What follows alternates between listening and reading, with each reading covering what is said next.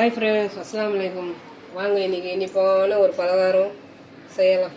கிச்சனுக்கு போகலாம் வாங்க.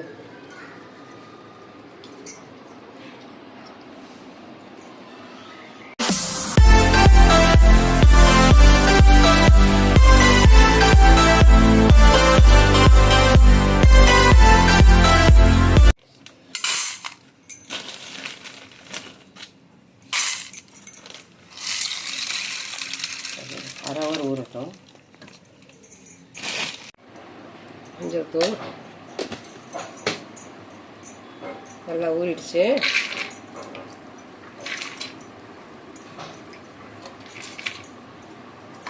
இனிப்பு செய்கிறதுக்கு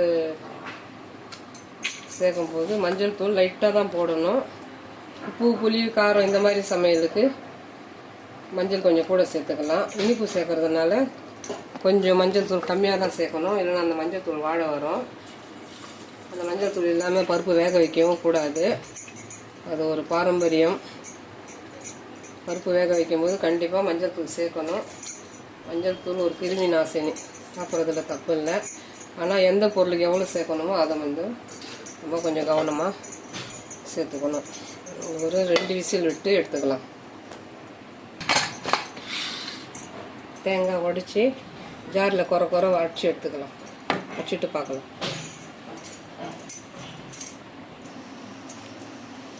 3 ஸ்பூன் மக்காசோள மாவு,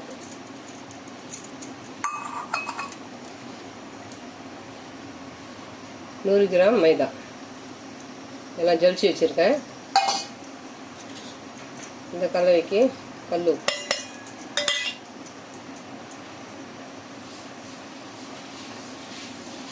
கலர்,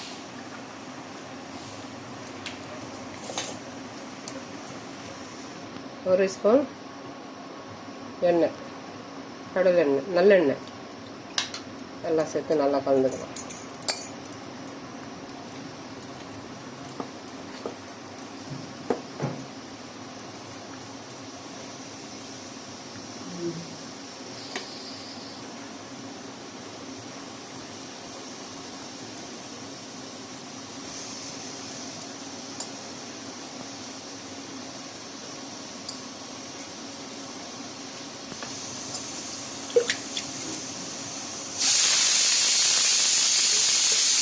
பக்கம் பருப்பு வெந்துன்னு இருக்கு.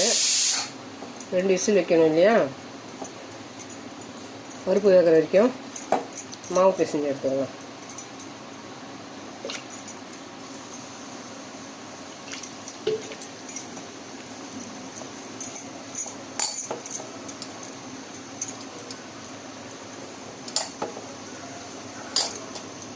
ரப்பர் மாதிரியா இருக்காது. நம்ம மக்காசோளம் மாவு கலக்கிறதுனால அந்த ஒரு டேஸ்ட்டு தனியாக தரும்.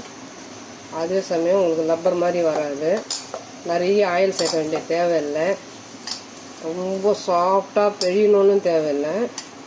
நார்மலாகவே செய்யலாம்.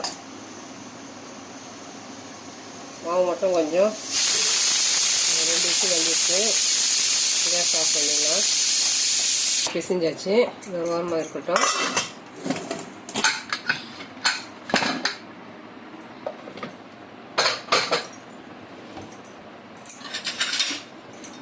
நம்ம போட்ட தண்ணி கரெக்டாக, நிறைய தண்ணி வைக்கக்கூடாது. இந்த அளவுக்கு இருந்தால் போதும். இது கொஞ்சம் நேரம் நல்லா ஆறட்டும். ஆறின பிற்பாடு இது ஒரு பிளேட்டில் போட்டுக்கலாம். ஆறின பிற்பாடு பார்க்கலாம். ஏலக்காய், சோம்பு பவுட்ரு பண்ணி வச்சுருக்கேன். மறுபடியும் ஒரு வாட்டி போட்டுக்கலாம். தேங்காய்,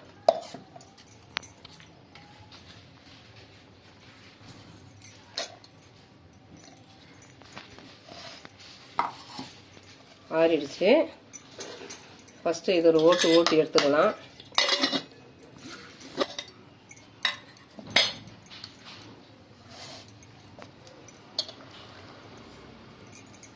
கொஞ்சம் தண்ணி ஒரு லைட்டாக அப்படியே கொஞ்சம் ஈரமாக இருக்குது, பரவாயில்ல.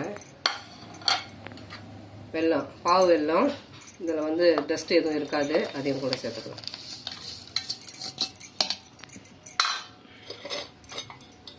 எல்லாத்தையும் சேர்த்து ஒரு ஓட்டு எடுத்து வச்சாச்சு. இந்த சைஸ் எடுத்துக்கணும்.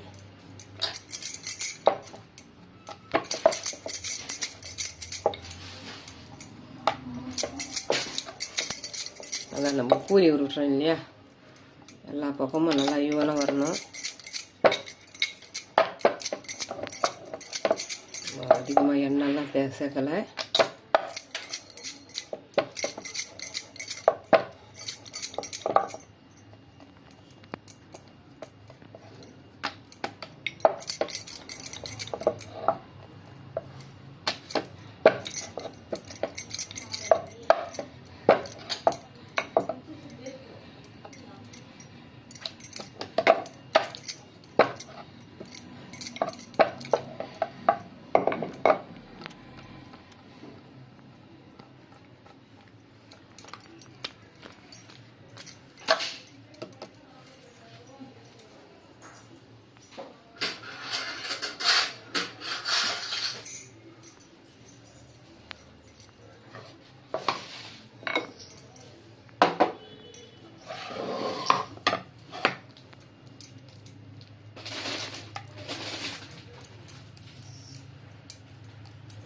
விடலாம்.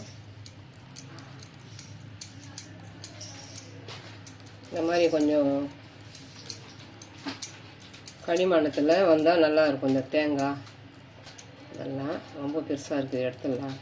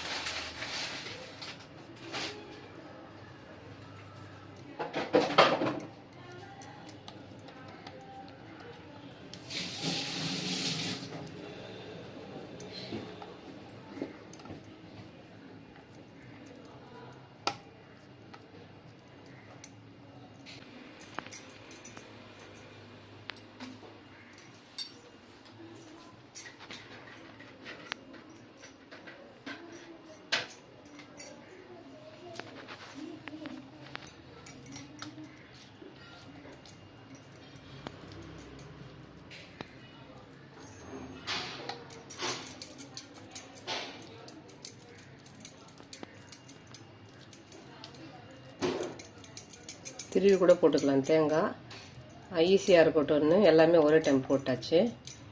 கொஞ்சம் தேங்காய் இன்னும் கொஞ்சம் நைஸ், கொஞ்சம் இன்னும் குறன்னு, ரொம்ப குறன்னு இருக்குது. இன்னும் கொஞ்சம் நல்லா அடித்து எடுத்துக்கணும்.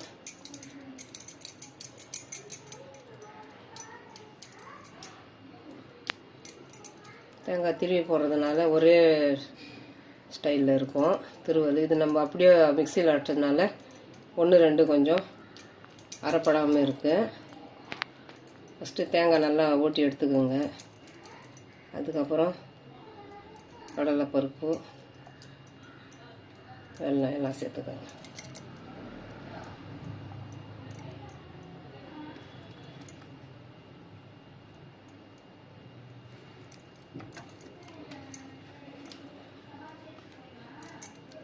ரொம்ப ஈஸியான மெத்தடு.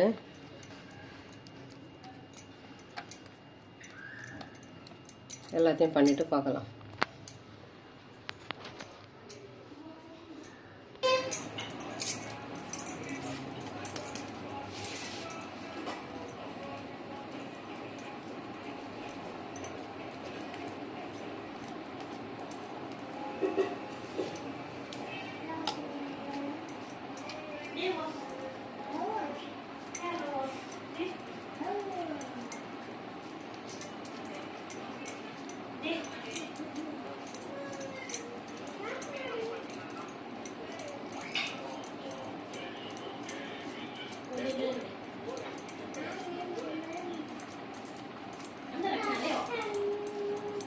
வேணுன்ற அளவுக்கு சைஸ் கட்டிக்கலாம்.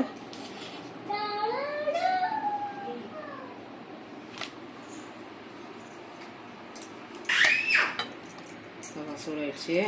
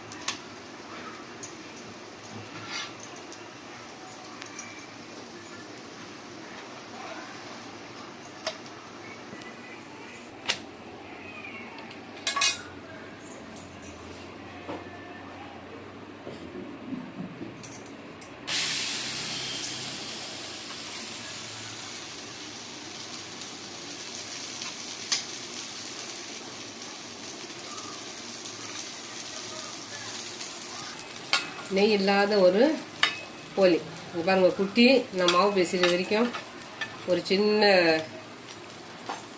போலி செய்து கொண்டாந்து தவாவில் போட சொல்லிடுச்சு. நானும் வாங்கி போட்டுட்டேன். ரெடி பண்ணி கொடுத்துடலாம்.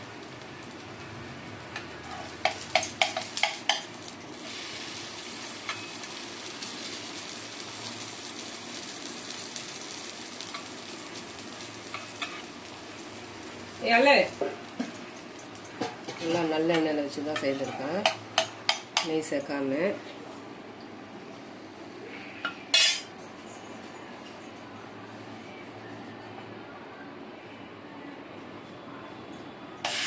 ரொம்ப ஈஸி மெத்தடு. மாவு கொஞ்சம் இன்னும் எக்ஸ்ட்ரா வச்சு இன்னும் கொஞ்சம் பெரிய சைஸ் கூட போட்டுக்கலாம். இந்த போர் ஏதாவது சாப்பிட முடியாது, திகட்டும். இந்த கடலை தேங்காய் இதெல்லாம் இனிப்பு இல்லையா, தெகுட்டும் சில பேருக்கு. அதனால் சின்ன சின்ன மாவு உருண்டை வச்சு இந்த ஷேப்பில் பண்ணியிருக்கேன். இது ஒரு 2-3 சாப்பிட முடியும். கனமாக போட்டால் அது ஒன்றோட நம்ம தெகுட்டும்.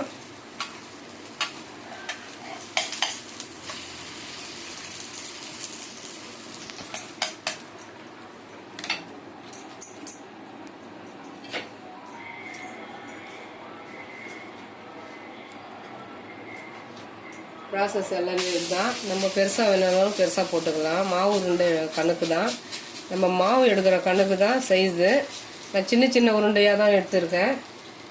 இது போதும், வேஸ்ட்டு பண்ணாமல் சாப்பிட்டுடுவாங்க. ஒன்று உடைச்சா மொத்தத்தையும் சாப்பிடணும் இல்லையா.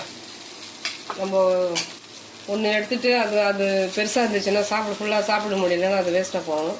இந்த மாதிரி சின்ன சின்னதாக இருந்துச்சுன்னா ஒன்று எடுத்தாலும் அது சாப்பிட்டு முடிச்சு கம்ப்ளீட் பண்ணிடுவாங்க.